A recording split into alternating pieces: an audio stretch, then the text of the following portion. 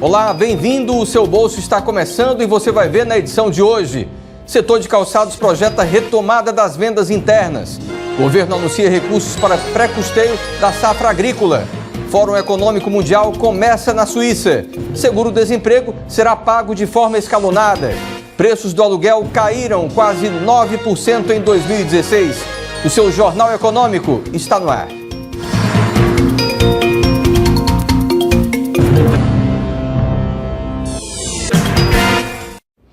Os calçadistas projetam a retomada das vendas internas. O setor gera aproximadamente 350 mil postos de trabalho por ano. A indústria de calçados começou 2017 com a esperança de retomar o mercado interno após um ano com mais de 16% de queda nas vendas de sapatos. Especialistas do setor apontaram que o recente movimento de queda dos juros e o controle da inflação estão trazendo expectativas de melhora no consumo a partir de maio e que a produção deverá focar no mercado interno. O câmbio favorável na maior parte do ano levou a indústria calçadista a fechar 2016 com 126 milhões e 170 mil pares embarcados para o exterior, que geraram 999 milhões de dólares, numa alta de 1,7% em volume e de 4% em faturamento na comparação com 2015. As exportações sozinhas não foram capazes de segurar o emprego no setor, porque representam uma fatia de 10 a 15% da indústria. Já o mercado interno representa mais de 85% das vendas e, por isso, será a prioridade neste ano. A indústria de calçados gera aproximadamente 350 mil postos de trabalho por ano, mas atualmente está em pouco mais de 300 mil. Os Estados Unidos foram o principal destino para o setor em 2016, com importação de mais de 13 milhões de pares, por 221 milhões 360 mil dólares, numa alta de 15% em relação a 2015. E começou na Suíça a edição 2017 do Fórum Econômico Mundial. O evento, que vai até o próximo dia 20, tratará de temas como imigração e liderança responsável e fará um panorama de áreas como finanças, negócios, inovação e relações de trabalho. O Brasil estará representado pelos ministros Henrique Meirelles, da Fazenda, Marcos Pereira, da Indústria, Comércio Exterior e Serviços, Fernando Coelho Filho, de Minas e Energia, além do Procurador-Geral da República, Rodrigo Janot. Nesta quarta, eles participarão de um evento promovido pela própria organização do Fórum para analisar, apresentar e projetar a situação econômica do Brasil.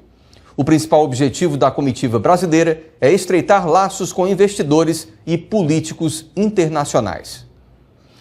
O governo anunciou recursos para o pré-custeio da safra agrícola. O valor é 2 bilhões de reais superior ao oferecido para o último período. O governo deverá anunciar nos próximos dias a liberação de 12 bilhões de reais para o pré-custeio da safra agrícola 2017-2018. A informação é do presidente Michel Temer.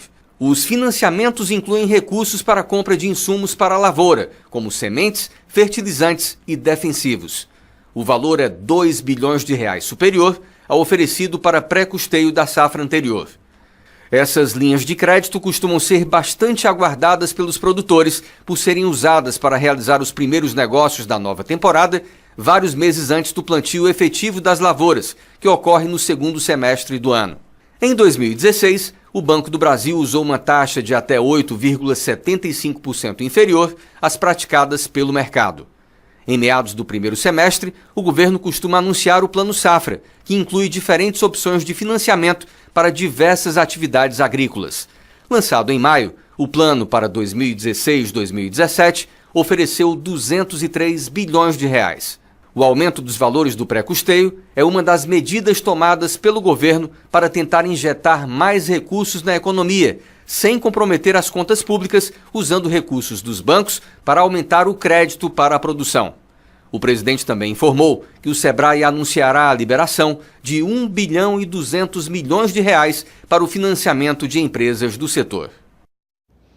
A Organização das Nações Unidas prevê uma modesta recuperação da economia global em 2017 e 2018, mas destaca que a volta de um crescimento sustentável continua difícil de ser alcançado por causa da escassez de investimentos e da fragilidade do comércio internacional. O estudo indica que a economia mundial expandiu 2,2% no ano passado, com a mais baixa taxa de crescimento desde a grande recessão global de 2009. A ONU estima que o PIB mundial aumente em 2,7% este ano e em 2,9% em 2018. Segundo o relatório, a melhora moderada dos indicadores sinaliza mais uma estabilização econômica do que uma retomada robusta e sustentável da economia internacional.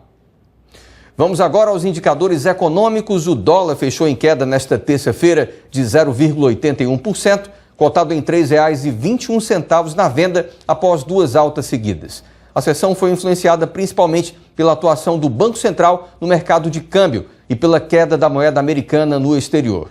O euro fechou em alta de 0,04%, valendo R$ 3,44.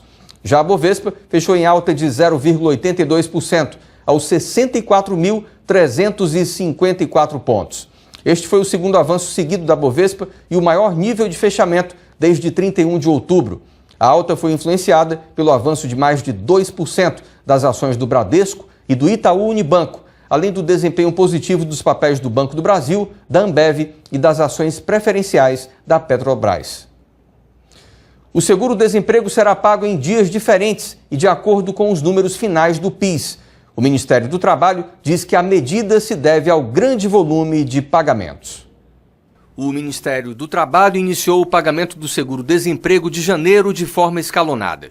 A medida foi adotada pelo grande volume de pagamentos previsto para o período entre os dias 11 e 22. Os valores já estão com reajuste de 6,58% nas parcelas e os benefícios serão liberados gradualmente pelas agências da Caixa, ordenados pelo número final do PIS. De acordo com o calendário, os primeiros a receber foram os trabalhadores com os últimos dígitos 1 e 2. Nesta quarta, receberão aqueles com os números finais do PIS 3 e 4. O processo seguirá até o dia 21 de janeiro, quando receberão os trabalhadores que tenham os dígitos finais do PIS 9 e 0. O Ministério do Trabalho informou que o pagamento feito de forma escalonada será uma exceção em janeiro e que o processo retornará ao formato normal nos próximos meses. Pelas regras, o seguro-desemprego deve ser pago em até 30 dias após o seu requerimento, mas existem locais onde o valor é depositado antes.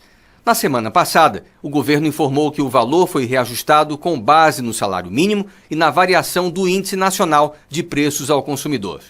A maior parcela do seguro passou a ser de R$ 1.643,72. Já a menor não pode ser inferior ao salário mínimo, de R$ 937. A correção dos valores é válida para todos os trabalhadores demitidos sem justa causa, pescadores artesanais em período do defeso, trabalhadores resgatados em condições análogas à de escravo e profissionais com contratos de trabalho suspenso.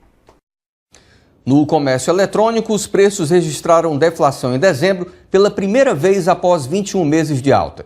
A queda foi de 2,01% no último mês do ano, na comparação com o igual período de 2015. Em relação a novembro, o recuo foi de 1,76%. A deflação é considerada natural no ambiente do varejo online.